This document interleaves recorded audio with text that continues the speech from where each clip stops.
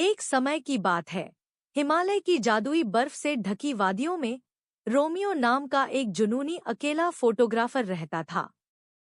जब रोमियो संकरे रास्तों पर चल रहा था, उसकी नज़र एक आकर्षक आकृति पर पड़ी जो बेहद सहजता और ऊर्जा के साथ आगे बढ़ रही थी। वह जूलियट थी, एक जीवंत ट्रेकर, जिसकी आत्मा मानो पहाड़ी हवा के साथ नृत्य कर रही थी। जैसे ही उनकी निगाहें मिली, उनके रास्ते एक दूसरे से टकरा गए। एक ऐसा क्षण जिसमें तुरंत जुड़ाव महसूस हुआ, मानो बर्फ से ढकी चोटियों के बीच दो सितारे टकरा गए हों।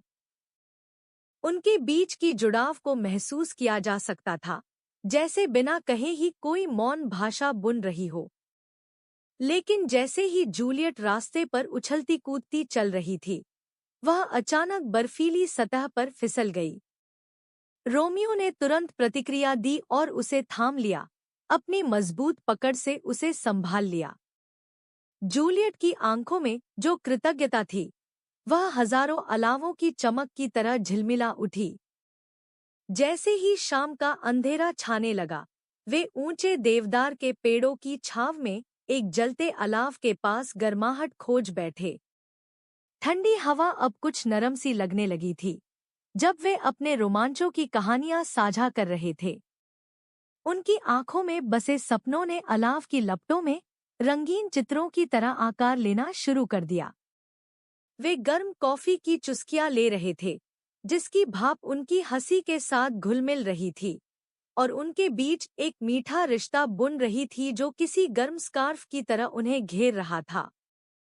लेकिन अगली सुबह, जब जूलियट अपनी एक ट्रेक पर गई और लौटकर नहीं आई, तो रात की शांति चिंता में बदल गई। रोमियो का दिल तेजी से धड़कने लगा। उसकी पुकारें शांत वादियों में गूंजने लगीं, जब वह बेताबी से उसे खोज रहा था। ठंडी हवा में उसकी सांसें छोटे-छोटे बादलों की तरह उभर रही थी। जूलियट के प्रति उसका प्यार ही उसे बर्फ और सन्नाटे के बीच बिना थके आगे बढ़ाता रहा। उसकी राह सिर्फ उम्मीद ने दिखाई।